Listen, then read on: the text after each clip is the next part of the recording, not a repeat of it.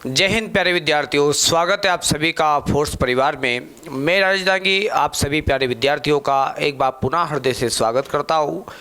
प्यारे विद्यार्थियों, हम लोग हिंदी के संदर्भ में ये कक्षाएं संचालित कर रहे हैं और हिंदी के संदर्भ में हम लोग संज्ञा, सर्वनाम, क्रिया, विशेषण और साथ में अव्यय वाला भाग हम लोग निरंतर कर रहे थे। तो अंतिम जो हमारा टॉपिक था वो था अव्यय, और अव्यय में हम लोगों ने क्रिया विशेषण अव्यय के बारे में आप लोगों को बतलाया था।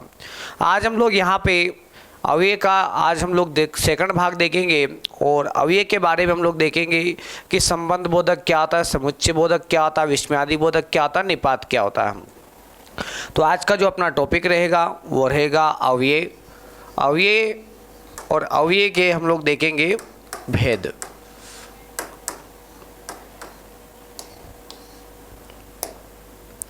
अव्यय के भेद, तो इसमें हम लोग देखेंगे क्या, कल हमने देखा था क्रिया विशेषण अव्यय,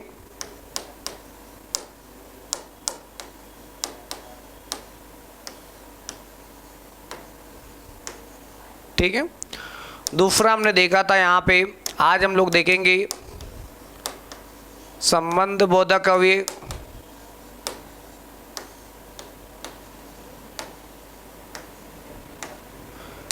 समुच्चय बोधक अव्यय,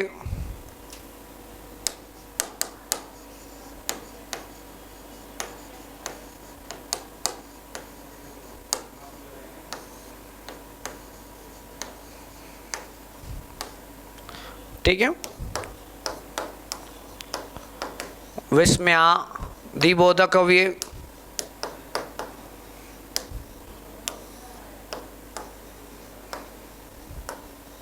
और एक देखेंगे निपात।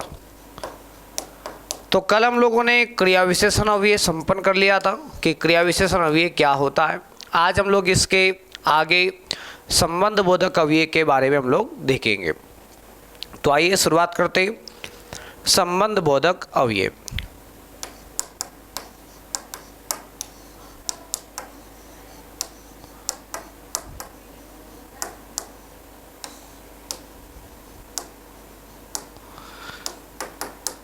देखो, यदि हम लोग बात करते हैं संबंध बोधक अव्यय के बारे में, तो संबंध बोधक अव्यय किसको कहते हैं और ये क्या होते हैं।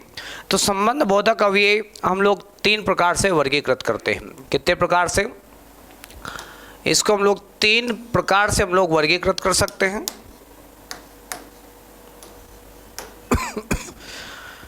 सबसे पहले हम लोग प्रयोग के आधार पर,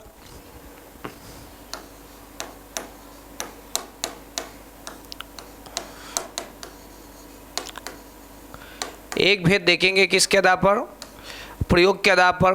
दूसरा जो भेद देखेंगे अर्थ के आधार पर, और तीसरा भेद देखेंगे व्युत्पत्ति के आधार पर, ठीक है। तो कितने प्रकार से अव्यय को हम लोग वर्गीकृत करेंगे, तो तीन प्रकार से। पहला प्रयोग के आधार पर, दूसरा अर्थ के आधार पर, और तीसरा है व्युत्पत्ति के आधार पर। तीन प्रकार से अव्यय को वर्गीकृत किया जाता है। यदि हम लोग देखते हैं प्रयोग के आधार पर कितने प्रकार के अव्यय होते हैं, तो प्रयोग के आधार पर दो प्रकार के होते हैं। एक होता है संबद्ध अव्यय, क्या होता है, संबद्ध अव्यय, और दूसरा होता है अनुबद्ध अव्यय,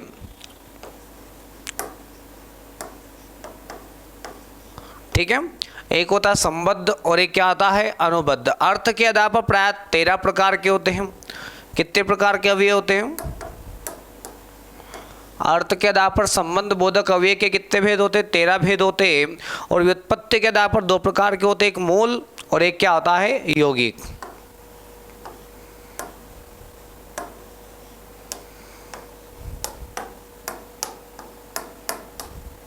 ठीक है। तो ध्यान दीजिएगा, यहाँ पे संबंध बोधक अव्यय की अगर बात की जाती है तो संबंध बोधक अव्यय को तीन प्रकार से वर्गीकृत करेंगे। एक होगा प्रयोग के आधार पर, प्रयोग के आधार पर दो प्रकार के अव्यय होते हैं। एक होता है संबद्ध और एक क्या होता है, अनुबद्ध अव्यय। अर्थ के आधार पर कितने 13 प्रकार के अव्यय होते हैं, और व्युत्पत्ति के आधार पर दो प्रकार के क्या होते हैं, संबंध बोधक अवयव होते हैं, मूल संबंध बोधक और एक होता है यौगिक संबंध बोधक। हम लोग एक एक के बारे में हम लोग विस्तार से चर्चा कर लेते हैं। सबसे पहले हम लोग जानते हैं कि संबंध बोधक अवयव क्या होता है।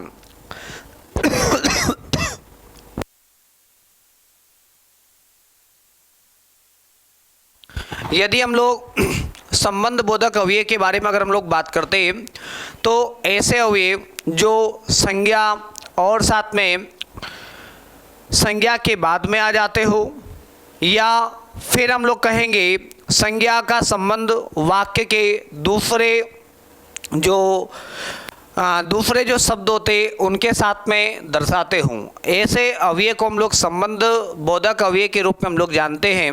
तो परिभाषा क्या होगी,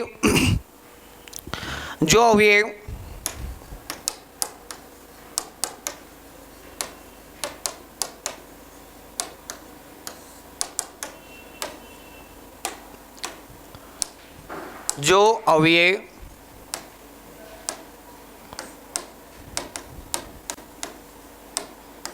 संज्ञा के बाद आकर, किसके बाद आकर, या तो संज्ञा के बाद आकर उस संज्ञा का जो संबंध होता है, उस संज्ञा का संबंध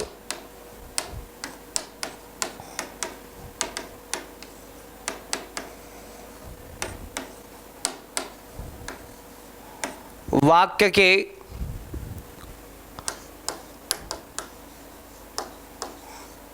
अन्य शब्दों के साथ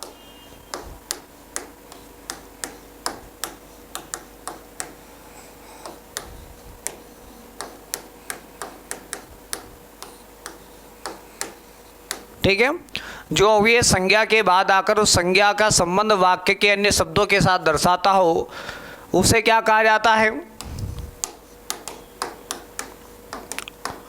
संबंध बोधक अवयव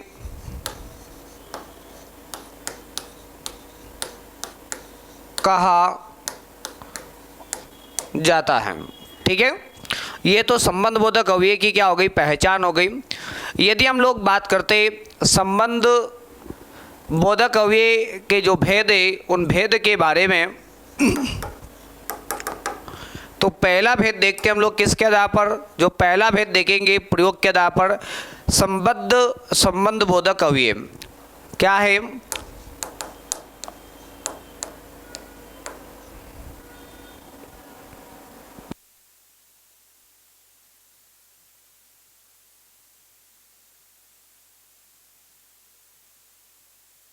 संबंध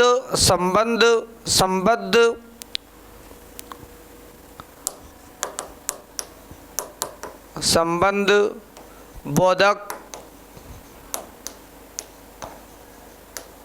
अवयव क्या होता है, संबंध बोधक अवयव किसको हम लोग कहेंगे।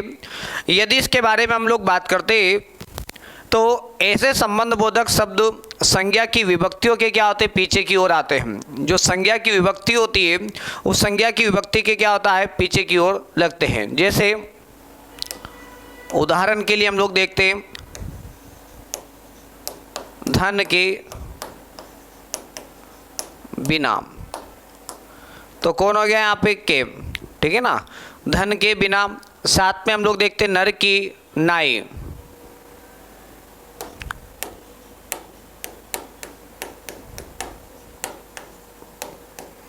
तो यहाँ पे क्या हो गया अपने पास में की, क्या हो गया प्यारे बच्चों, की। तो ये किस प्रकार के अवयव है, तो हम लोग कहेंगे इनको संबंध बोधक क्या है, अवयव है। तो संबंध बोधक अवयव जो संज्ञा होती है, संज्ञा की विभक्ति के जस्ट क्या आते हैं, पीछे की ओर आते हैं। ठीक है, संज्ञा के जस्ट क्या होते हैं, पीछे की ओर आते हैं। दूसरा हम लोग देखेंगे, दूसरा भेद देखने वाले जिसको हम लोग कहते हैं अनुबद्ध संबंध बोधक अवयव, क्या कहेंगे,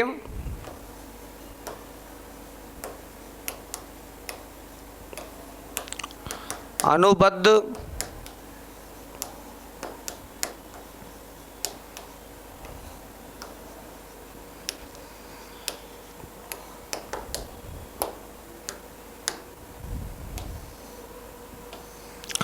यदि अनुबद्ध संबंध बोधक अव्यय के बारे में बात की जाती है तो ऐसे अव्यय जो संज्ञा होती है, संज्ञा का जो विकृत रूप होता है उस विकृत रूप के पीछे की ओर आते हैं। तो हम लोग इसकी परिभाषा लिखेंगे।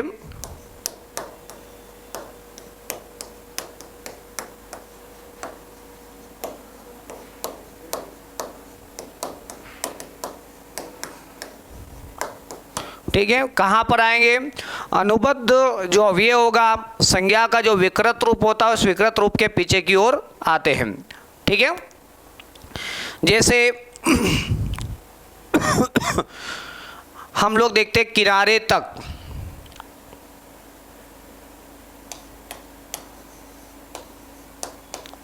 किनारे तक, तो यहाँ पे हमने क्या देखा था कि जो संज्ञा होगी, संज्ञा की जो विभक्ति होगी उसके जस्ट पीछे की, जैसे बिना आ गया, नर की क्या हो गया, नाई आ गया यहाँ पे।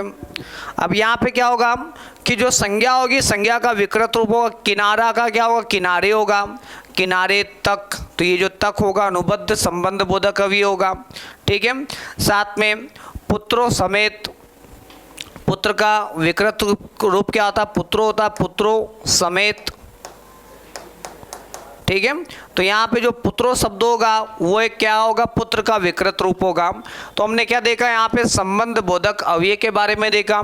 तो संबंध बोधक अव्यय प्राय दो प्रकार के होते हैं, एक संबंध बोधक अव्यय होता है और एक होता है अनुबद्ध संबंध बोधक अव्यय होता है। संबंध बोधक अव्यय संज्ञा जो होती है, संज्ञा का जो विभक्ति होता है उस विभक्ति के जस्ट पीछे की ओर आता है। जैसे यहाँ पे कौन आया था, के जस्ट पीछे बिना आया था, के जस्ट पीछे क्या आता, नाई आया था। तो इस दोनों शब्दों को हम लोग कहाँ रखेंगे, संबंध बोधक अव्यय में रखेंगे। और अनुबद्ध संबंध बोधक अव्यय कहाँ आएगा कि जो संज्ञा होगी, संज्ञा का जो विकृत रूप होगा उस विकृत रूप के पीछे की ओर आएगा। जैसे किनारा क्या होता, मूल संज्ञा होती, किनारे से क्या, किनारा से क्या बनाया, किनारे बनाया, किनारे के जस्ट पीछे क्या आया, तक आया। और यहाँ पे पुत्र से पुत्रो बनाया, उसके जस्ट पीछे क्या आया, समेत आया। ठीक है, तो ये दो प्रकार के क्या होते हैं, संबंध बोधक अव्यय होते हैं। दोनों आपको क्लियर हो गए होंगे। अब हम लोग देखते हैं अर्थ के आधार पर, क्या अर्थ के आधार पर अव्यय के भेद। तो अर्थ के आधार पर कितने भेद होते हैं, 11 होते हैं। अर्थ के आधार पर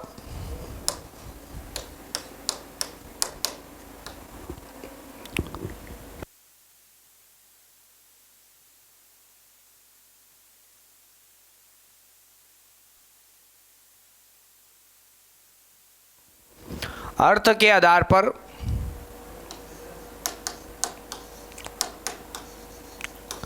संबंध बोधक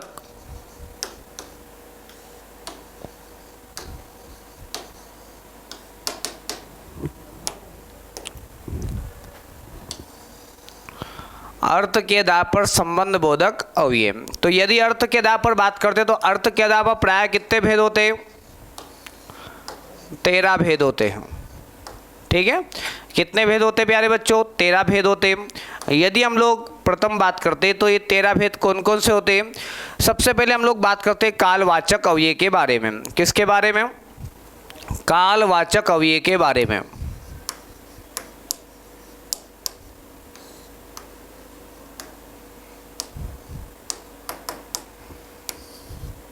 यदि कालवाचक अव्यय के बारे में बात की जाती है तो कालवाचक अव्यय क्या होता है, जो काल के बारे में आपको बोध कराता है। जैसे हम लोग कहते हैं आगे पीछे, ठीक है,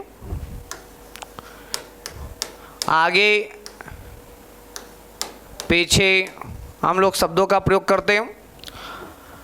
राम आगे गया, है ना, राम पीछे गया, या राम इससे आगे चला गया, या राम इससे पीछे चला गया, या फिर हम लोग कहेंगे राम इससे बाद में चला गया, राम इससे पहले चला गया, बाद हो गया, पहले हो गया। ठीक है, तो हम लोग ध्यान दीजिएगा यहाँ पे आगे पीछे पूर्व अनंतर पश्चात ये आदि शब्द किस में आते, कालवाचक अव्यय के अंतर्गत आते, जो आपको काल का बोध कराते। कालवाचक के बाद में हम लोग दूसरा भेद देखेंगे यहाँ पे, जिसको हम लोग कहेंगे क्या, स्थानवाचक। क्या कहेंगे प्यारे बच्चों, स्थानवाचक। अब स्थानवाचक क्या होता है, जो स्थान के बारे में बोध कराता है। यदि स्थानवाचक अव्यय के बारे में बात की जाती है तो कौन से एग्जाम्पल स्थानवाचक के अंतर्गत आएंगे? तो हम लोग कहेंगे छत के तले, छत के सामने, छत के ऊपर। तो ऊपर शब्द हो गया, सामने शब्द हो गया, के तले शब्द हो गया, के नीचे शब्द हो गया, है ना। ये स्थान के बारे में आपको क्या करवाता है? बोध कराता है। तो स्थानवाचक को संबंध बोधक अव्यय होता है। फिर तीसरा अपना दिशावाचक। तीसरा क्या है? दिशावाचक, जो आपको किसका बोध कराता है? दिशा का बोध कराता है।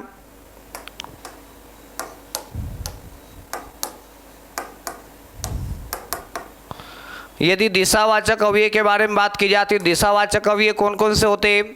जो डायरेक्शन, दिशा के बारे में बोध कराते हैं, जैसे मेरी ओर, तुम्हारी ओर, राम की ओर, राम की तरफ, मेरी तरफ, है ना, श्याम की तरफ, ऐसे शब्दों का प्रयोग करते हैं, है ना। नदियों के पार, घर के पार, द्वार के पार, सीमा के पार, ऐसे शब्दों का प्रयोग करते हैं।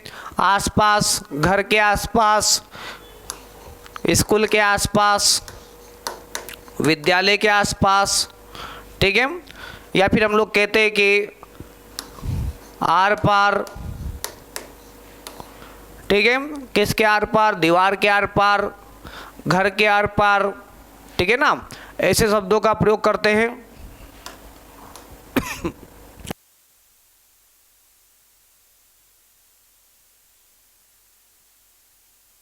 अव्यय के बाद में हम लोग देखते हैं यहाँ पे साधन वाचक अव्यय क्या होगा?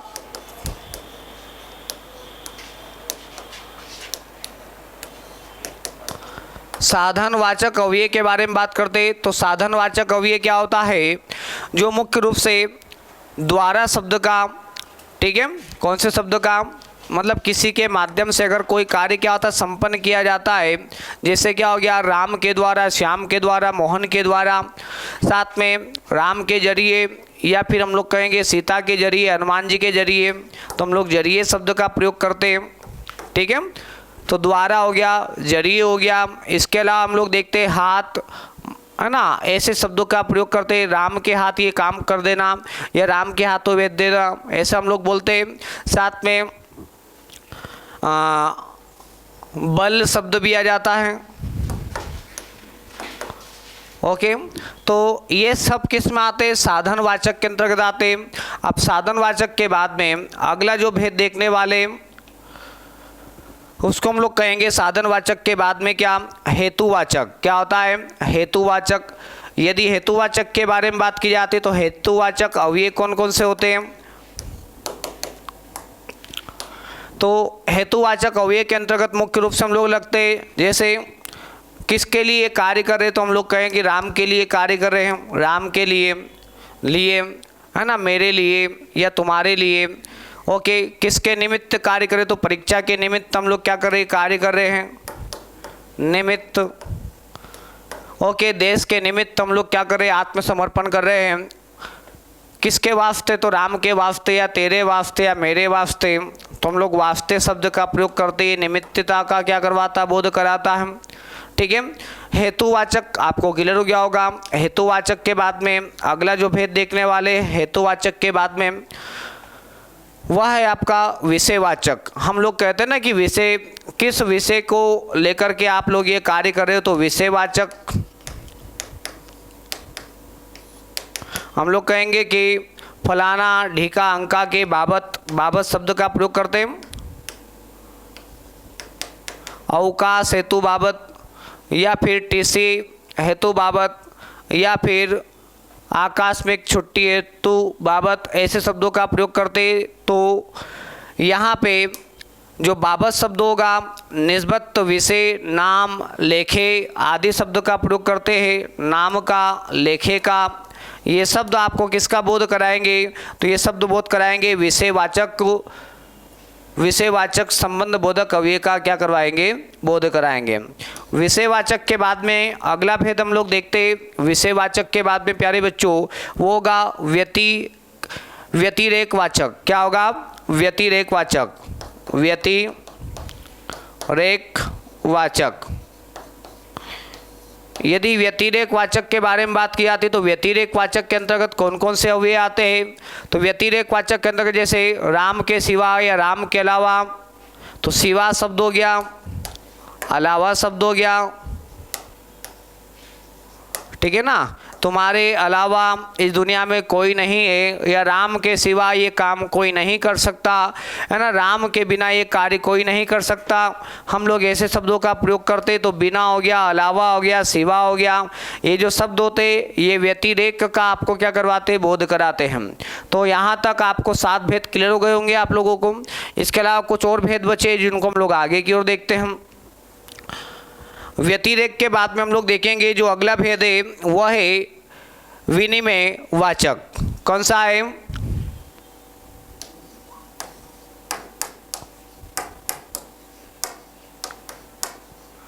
विनिमय वाचक।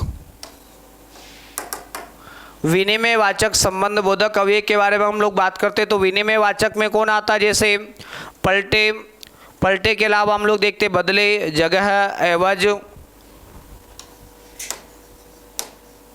राम के बदले श्याम, राम के एवज में श्याम, ठीक है। तो एवज हो गया, बदले हो गया, पलटे शब्द हो गया, ये विनिमय वाचक के अंतर्गत रखे जाते हैं। विनिमय वाचक के बाद में हम लोग देखते हैं अगला भेद 9वें नंबर का। विनिमय वाचक के बाद में सादृश्य वाचक, है ना, कि राम के सम शंभु, शंभु सम राम, सादृश्य वाचक।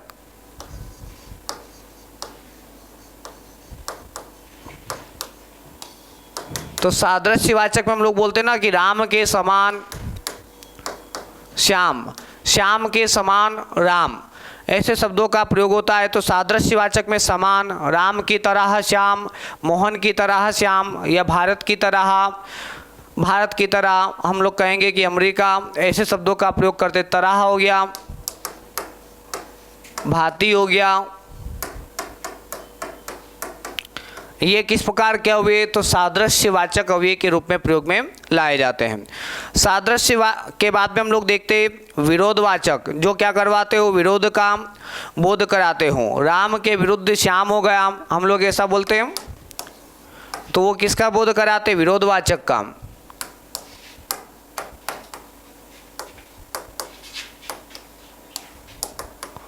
राम के विरुद्ध कौन हो गया? श्याम।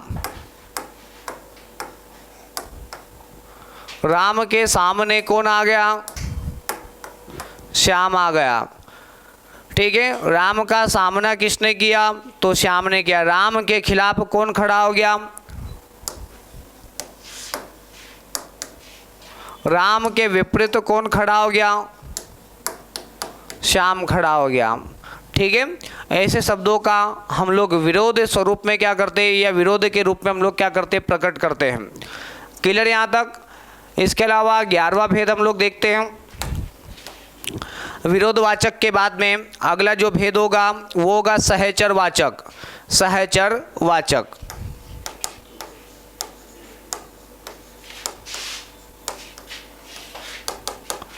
यदि सहचर वाचक के बारे में बात की जाती तो सहचर वाचक क्या होता है?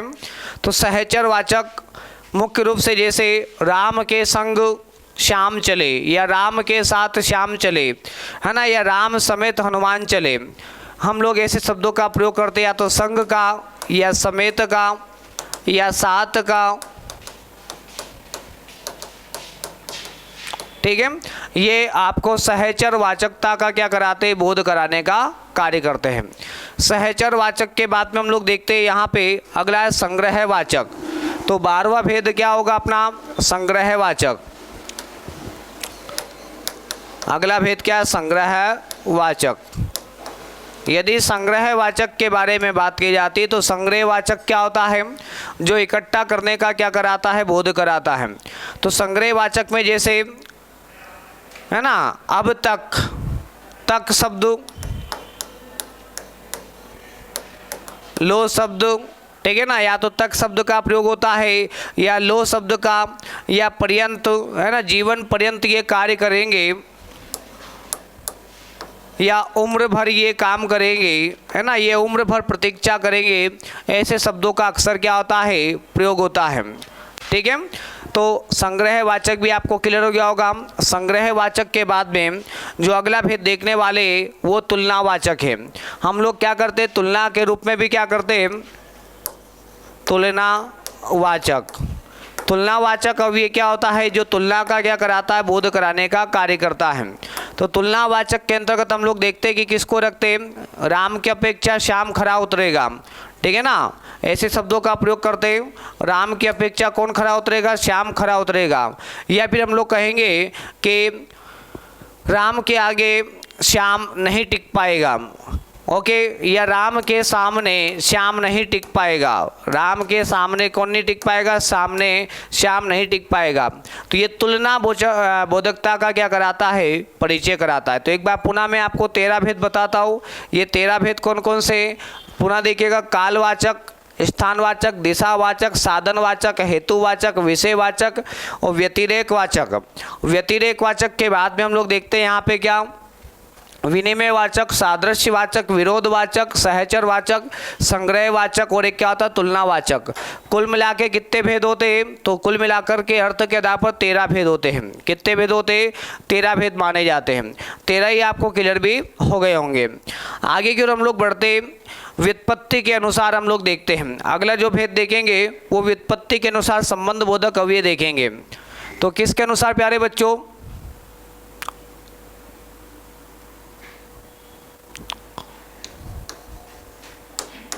व्युत्पत्ति के अनुसार। ठीक है, तो व्युत्पत्ति के अनुसार कितने प्रकार के भेद होते हैं, तो व्युत्पत्ति के अनुसार 2 प्रकार के भेद होते हैं। एक होता है आप लोगों का मूल, ठीक है ना, मूल, और एक होता है क्या, यौगिक।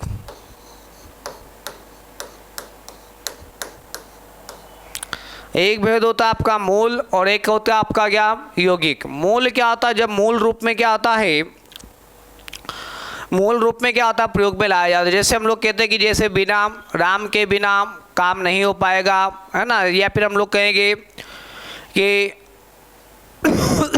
पूर्वक, है ना, बिना नाई। ठीक है, ये जो शब्द होंगे ये मूलता का बोध कराएंगे। लेकिन जब यौगिक के बारे में बात करेंगे तो यौगिक क्या होता है, जैसे संज्ञा है हमारी, ठीक है, जैसे क्या है, संज्ञा है, तो संज्ञा से पलटे, लेखे, अपेक्षा, मार्फत, ये शब्द बनते हैं। पलटे, लेखे, अर्थात विकृत रूप में होकर के क्या होते, पलटा से पलटे बनते, लेखा से लेख से लेखे बनते हैं। तो ये जो शब्द होते हैं यौगिक क्या होते हैं, यौगिक संबंध बोधक अव्यय के रूप में प्रयोग में लाए जाते हैं। तो संज्ञा का विकृत रूप जब क्या होता है, अव्यय का बोध कराता है, तो वो क्या कहलाता है, यौगिक संबंध बोधक अव्यय कहलाता है। इसके अलावा हम लोग देखते हैं यहाँ पे क्रिया विशेषण से,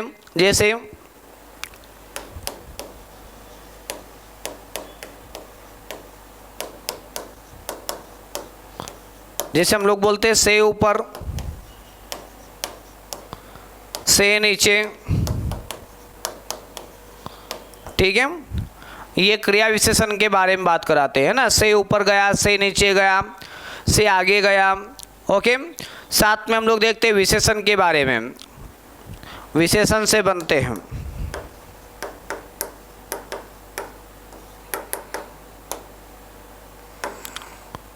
तुल्य, ओके, तुल्य शब्द का प्रयोग होता है, समान शब्द का प्रयोग होता है, उल्टा शब्द का प्रयोग होता है।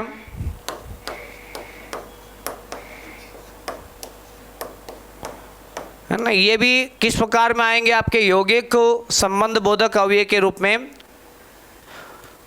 जाने जाते हैं। ठीक है, तो आशा आप लोगों को क्लियर हो गया होगा। क्रिया के लिए हम लोग देखते हैं, जैसे क्रिया से, जैसे मारा से क्या बनता, मारे, है ना, तो मारे शब्द हो गया। ये किससे बनता है? क्रिया के माध्यम से बनता है ना। साथ में लिए, चलते फिरे, चलते फिरे। ओके, ये शब्द किसके लिए? क्रिया के माध्यम से विकृत होकर के बनते। तो इस प्रकार से ये संबंध बोधक अव्यय के क्या हो गए? समस्त भेद हो गए। आशा आप लोगों को संबंध बोधक अव्यय काफ़ी अच्छे से आपको समझ में आ गए होंगे। ठीक है, आगे की ओर हम लोग बढ़ेंगे प्यारे विद्यार्थियों। संबंध बोधक अव्यय के बाद में अगला भेद आता है समुच्चय बोधक अव्यय। क्या आता है? समुच्चय बोधक अव्यय। यदि मैं समुच्चय बोधक अव्यय के बारे में बात करता हूँ तो समुच्चय बोधक अव्यय होता क्या है?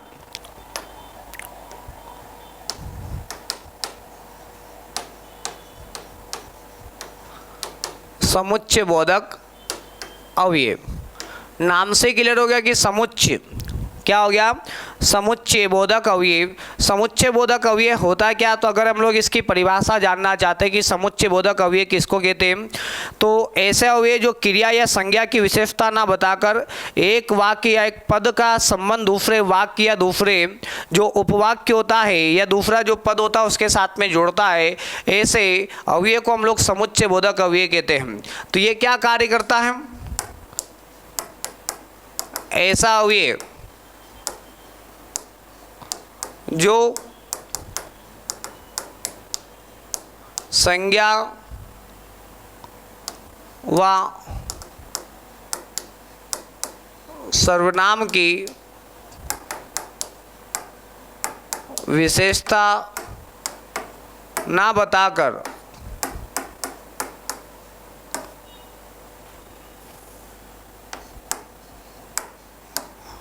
ठीक है, एक वाक्य को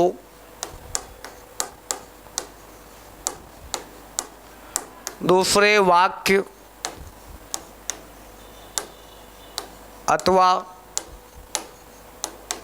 पद से क्या करता है? जोड़ता है। उसको क्या कहते हैं? समुच्चय बोधक अव्यय के रूप में हम लोग जानते हैं। तो समुच्चय बोधक अव्यय क्या होता है? तो समुच्चय बोधक अव्यय वह अव्यय होता है जो संज्ञा और सर्वनाम की विशेषता तो नहीं बताता, लेकिन संज्ञा सर्वनाम को एक पद को क्या करता है, या फिर हम लोग कहेंगे कि एक वाक्य को दूसरे वाक्य के साथ में या पद के साथ में जोड़ने का कार्य करता है। ऐसे अव्यय को हम लोग समुच्चय बोधक अव्यय के रूप में हम लोग जानते हैं। यदि हम लोग बात करते हैं समुच्चय बोधक अव्यय के अंतर्गत क्या क्या आते हैं, तो हम लोग इसको दो प्रकार से वर्गीकृत करते हैं। कितने प्रकार से? दो प्रकार से। एक होता है समानाधिकरण और एक होता है व्यधिकरण। ठीक है ना, ये दो प्रकार से वर्गीकृत होता है। तो यदि भेद देखते हैं तो भेद कितने प्रकार से देखेंगे? दो प्रकार से। एक देखेंगे समानाधिकरण,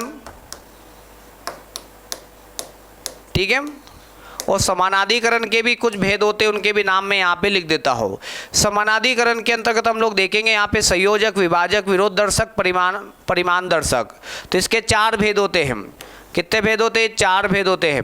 नंबर एक संयोजक जो जोड़ने का कार्य करता है। दूसरा आता विभाजक जो तोड़ने का कार्य करता है ना, क्या करता है? तोड़ने का कार्य करता है। तीसरा विरोध दर्शक जो विरोध प्रकट करता है। विरोध दर्शक जो क्या प्रकट करता है? विरोध प्रकट करने का कार्य करता है। परिमाण दर्शक जो परिमाण का बोध कराता है।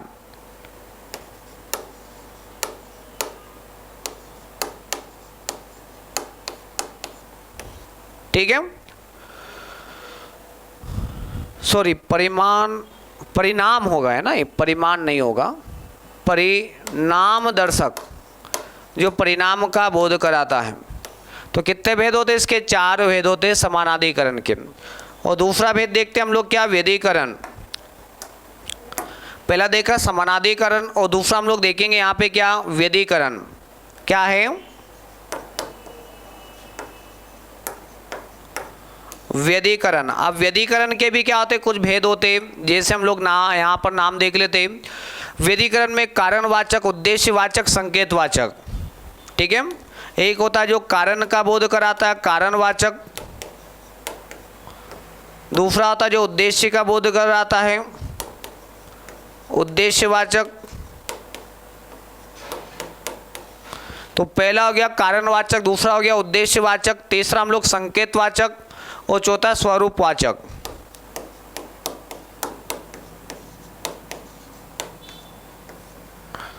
और चौथा भेद होता है क्या, स्वरूप वाचक। ठीक है, तो कुल कितने भेद होते हैं, इसके भी 4 भेद होते हैं। अब हम लोग समुच्चय बोधक के बारे में बात करते हैं, तो समुच्चय बोधक अवयव की पहचान कैसे हम लोग कर पाएंगे। तो सबसे पहले देखते हैं संयोजक। तो संयोजक क्या था, है ना, मोहन बाजार गया और बाजार से आम लेकर के आया, तो ये क्या करता है, जोड़ने का कार्य करता है। राम बाजार गया एवं श्याम बाजार से आया, ठीक है ना, राम बाजार गया एवं 2 किलो आम लेकर के आया। तो एवं हो गया, और हो गया, तथा हो गया, या वा हो गया। ये शब्द किस में आते, तथा, वा, एवं। तो ये आते संयोजक के अंतर्गत, अर्थात वाक्यों को जोड़ने का कार्य करते। विभाजक मतलब जो क्या करता, तोड़ने का कार्य करेगा। तो तोड़ने का कार्य कौन करेगा, जैसे राम बाजार गया या घर रहा, है ना, दोनों में से एक होगा। हम लोग किसका प्रयोग करेंगे, या का। किसका प्रयोग करेंगे, या का। या के लिए हम लोग बोलते हैं वा, है ना, वा, अथवा। ये शब्द किस में आते, विभाजक के अंतर्गत आते हैं। विरोध दर्शक के बारे में बात करते हैं, पर, परंतु, किंतु, लेकिन, मगर। ये शब्द किस में आते, पर, परंतु, किंतु, मगर। ये शब्द किस में आते, विरोध दर्शक के रूप में आते हैं। और चौथा भेद क्या है, परिणाम दर्शक, जो परिणाम का बोध कराता है। इसलिए, सो, अतएव, अतएव, इसलिए,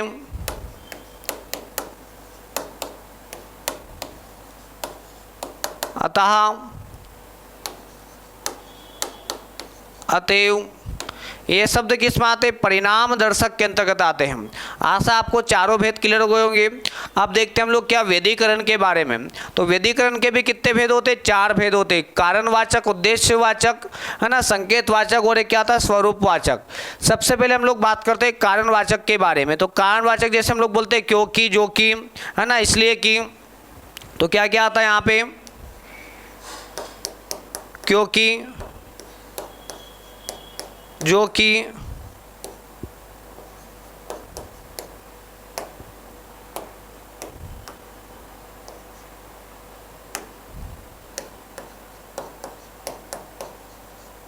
इसलिए कि। ये शब्द किस में आते, कारणवाचक के अंतर्गत आते हैं। यदि हम लोग उद्देश्यवाचक के बारे में बात करते हैं, तो उद्देश्यवाचक के अंतर्गत कौन आता है, जैसे कि, जो, ताकि, इसलिए। क्या क्या आएगा यहाँ पे, कि, जो, ताकि, इसलिए। ये शब्द किस में आते हैं, उद्देश्यवाचक में आते हैं। और यदि संकेतवाचक के बारे में बात करते हैं, जो, तो, यदि, तो, यद्यपि, तथापि, चाहे, परंतु, ठीक है ना। तो यद्यपि, तथापि, यद्यपि, तथापि, जो कि, ये सब किस में आते हैं, संकेतवाचक के अंतर्गत आते हैं, है ना। राम बाजार गया यद्यपि, है ना, यद्यपि वह भूखा ही रहा, है ना। राम बाजार गया किंतु, है ना, वह भूखा ही रहा। ऐसे शब्दों का प्रयोग करते थे। ये किसका बोध कराते हैं, संकेत का बोध कराते हैं। यदि हम लोग बात करते हैं स्वरूपवाचक के बारे में, तो स्वरूपवाचक के अंतर्गत कौन कौन से अवयव आते हैं, जैसे हम लोग बोलते हैं कि, जो, अर्थात, की हो गया, जो हो गया, अर्थात हो गया। ये अवयव किस में आते हैं, स्वरूपवाचक के अंतर्गत आते हैं। तो मुझे पूरा यकीन है कि आप लोगों को संबंध बोधक जो अवयव है और उसके जो भेद है वो आपको क्लियर हो गए होंगे। बाकी कुछ और अवयव हमारे बचे, जैसे विस्मयादि बोधक बचा हमारा, और विस्मयादि बोधक के बाद में अपना बचा निपात। तो ये हम लोग देखेंगे आगामी लेक्चर में। तो आज के लिए हम लोग इतना ही पढ़ेंगे, कल हम लोग पुनः मिलेंगे। जय हिंद, जय भारत, धन्यवाद।